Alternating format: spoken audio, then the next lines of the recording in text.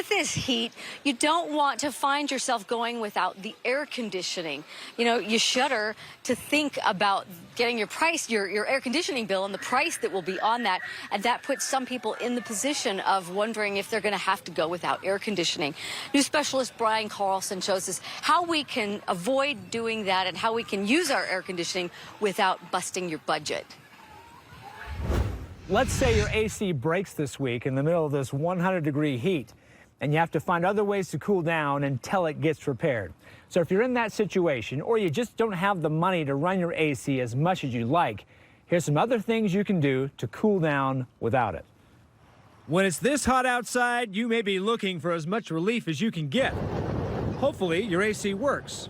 But if not, here are 10 cheap things that can help you keep your cool, we confirmed today with Utah Health and Human Services.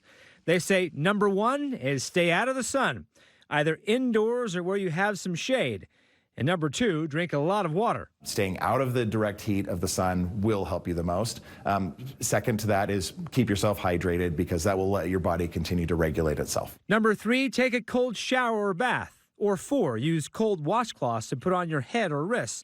Then pair that with number 5 and use a fan in the house to circulate the air around. What I do with my kids sometimes is when they're too hot at night, they get a cold damp cloth that they keep with them, but then they also have a fan in their room, and so they'll put the cold cloth on their forehead and then let the fan evaporate that, and then that helps cool them down. 6, 7, and 8 are all about how you sleep.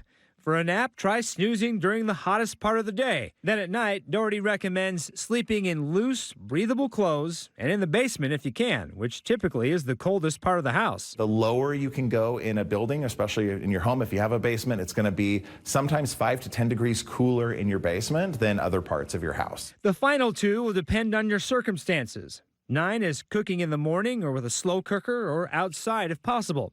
And finally, number 10. You may actually qualify for state assistance to pay your energy bills. Searchable online at jobs.utah.gov. For people who have a lower income, there may be assistance through some federal programs that will help you with your power costs during extreme heat or extreme cold. And these programs are called Home Energy Assistance Programs. You probably can't do them all, but state health leaders recommend you try a few.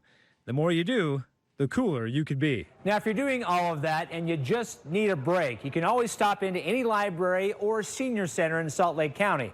They're all listed as cooling centers where you can pop in to cool down with some water or some AC. In downtown Salt Lake, Brian Carlson, KSL 5 News.